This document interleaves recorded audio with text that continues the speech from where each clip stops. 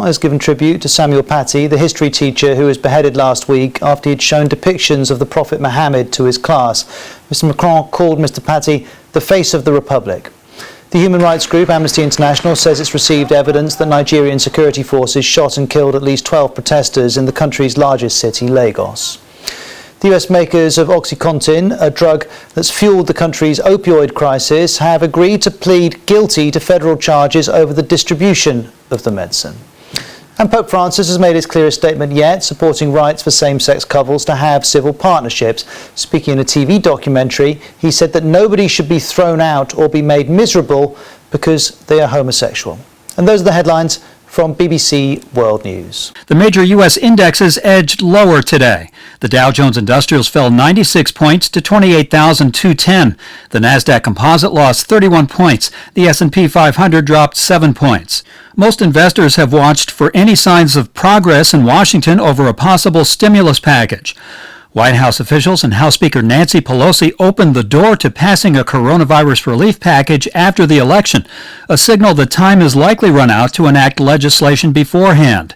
Pelosi and Treasury Secretary Steven Mnuchin will meet again Thursday in a bid to hammer out a compromise. We report that Quibi Holdings is shutting down.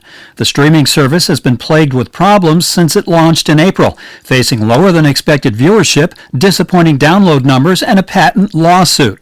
Quibi served up shows in 5-minute to 10-minute chapters aimed at mobile phone users. After the markets closed, Tesla reported quarterly sales and earnings that beat Wall Street's estimates, sending its stock higher in after-hours trading. It's Tesla's 5th straight quarter in the black and keeps it on target for 2020 to be the first calendar year of profitability after years of losses. Court in Thailand orders the suspension of an online television station. The court accused it of violating measures aimed at ending 3 months of protests. China accuses some U.S. politicians of smearing normal economic and trade cooperation. The United States announces plans to remove Sudan from its state terrorism sponsors list as soon as Sudan's government sets aside $335 million for victims' families. And nearly 30 million Americans have already voted in the U.S. presidential election, which is set to take place on November 3rd. Where Japanese Prime Minister Suga Yoshihide wrapped up his first overseas trip in which he met with the leaders of Vietnam and Indonesia. In a news conference, Suga reaffirmed Japan's commitment to work with the Association of Southeast Asian Nations to secure a free and open Indo-Pacific.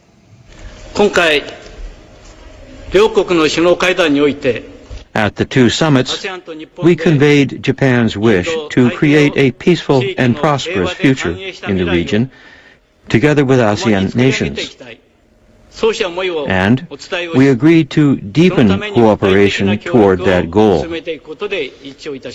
Strengthening the Japan-ASEAN partnership will lead to economic prosperity and will become a cornerstone of a free and open Indo-Pacific.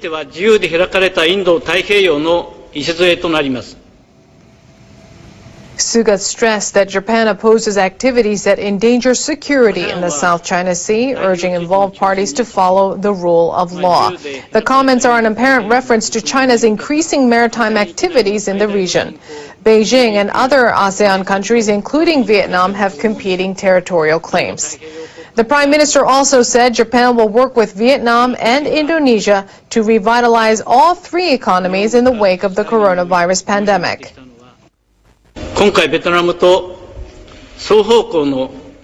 With Vietnam, we agreed to resume regular flights connecting the two countries and facilitate the flow of business trips by implementing what we call the business track. With Indonesia, we will prepare to allow business people to start work as soon as they enter either country, as long as they take coronavirus tests.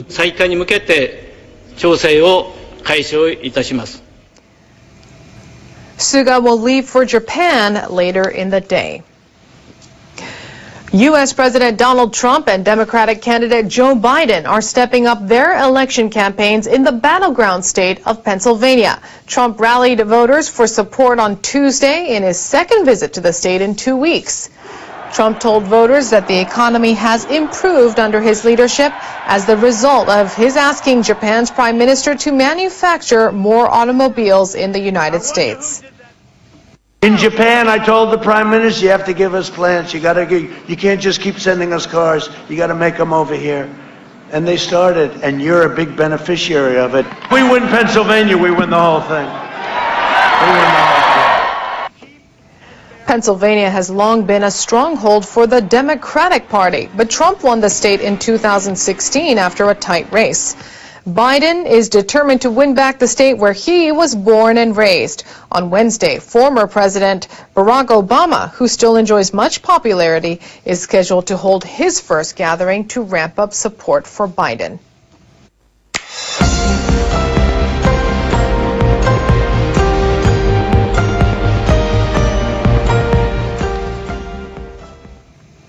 The U.S. Space Agency, NASA, says its probe has successfully touched down on the asteroid Bennu, more than 300 million kilometers from Earth.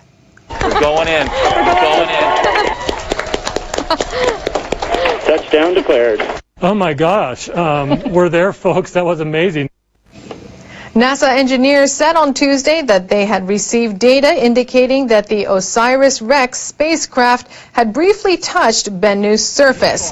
The spacecraft was launched 4 years ago and began orbiting the asteroid 2 years ago.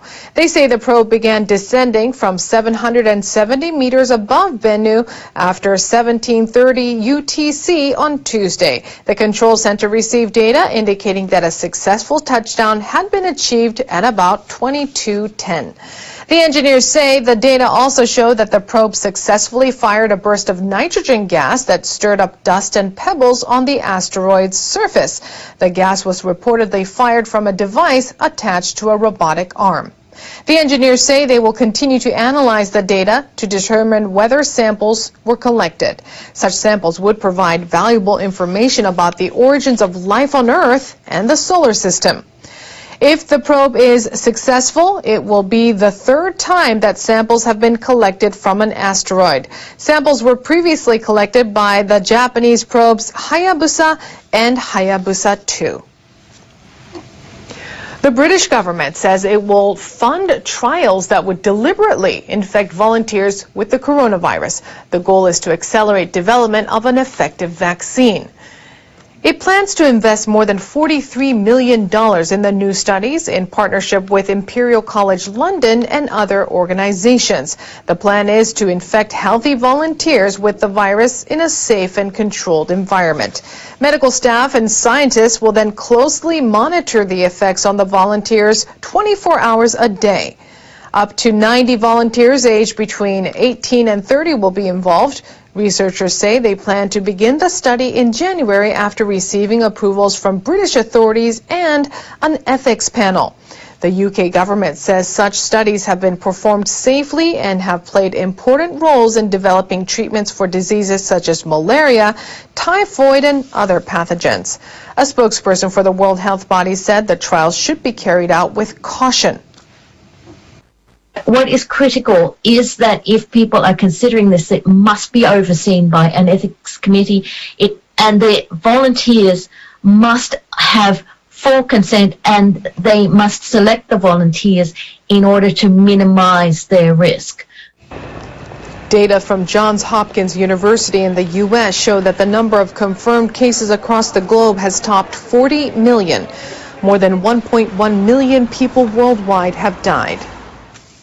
In Thailand, where the number of cases remains low, authorities are welcoming the first foreign tourists in nearly 7 months. It comes after they lifted a ban on arrivals from low-risk countries and territories in a bid to help the country's embattled tourism industry. About 40 Chinese tourists with special visas touched down on Tuesday outside Bangkok. I'm very happy to come to Thailand. I hope stay long. But they need to follow a number of precautions. Their baggage was sterilized, and they will spend the next 2 weeks in quarantine at government-approved facilities. An NHK reporter in Bangkok says many businesses are hoping the scheme will bring back badly needed customers. This iconic tourist landmark is among the many attractions that have been hard hit by the pandemic and the travel ban of foreign tourists declared in April.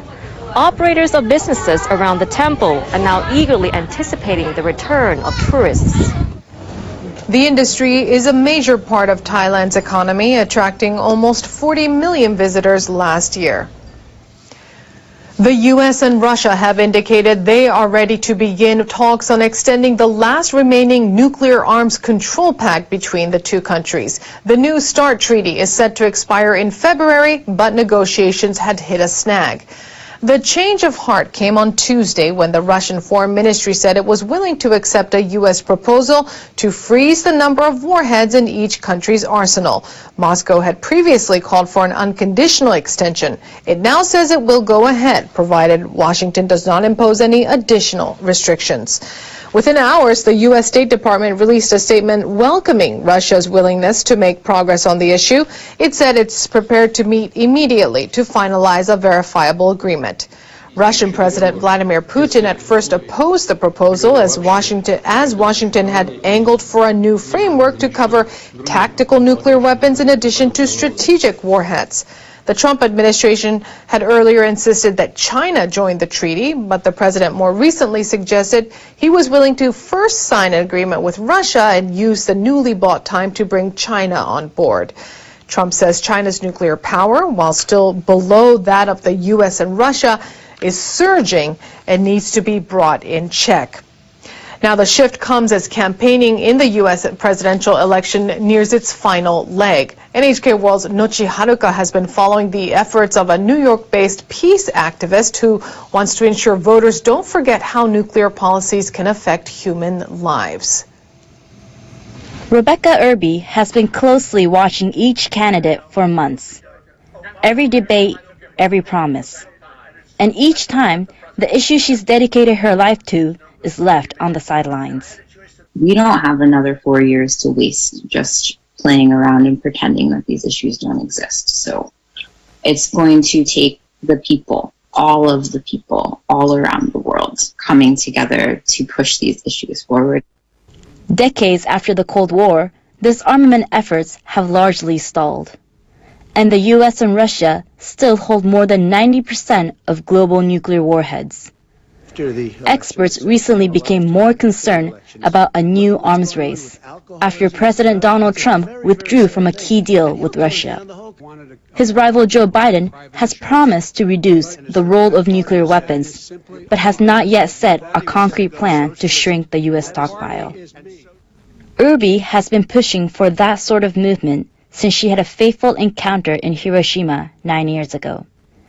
At the city's Peace Park, she met an interpreter who was in his mother's womb when the bomb was dropped. Now he educates visitors on its destruction. 次のステップはもう踏めないわけですよね。その事実を知らせることが私の務めかなと思い始めたんですね。Irby felt compelled to share his family's story. She made a documentary with a simple but strong message. It's possible for a victim of hate to be filled with kindness.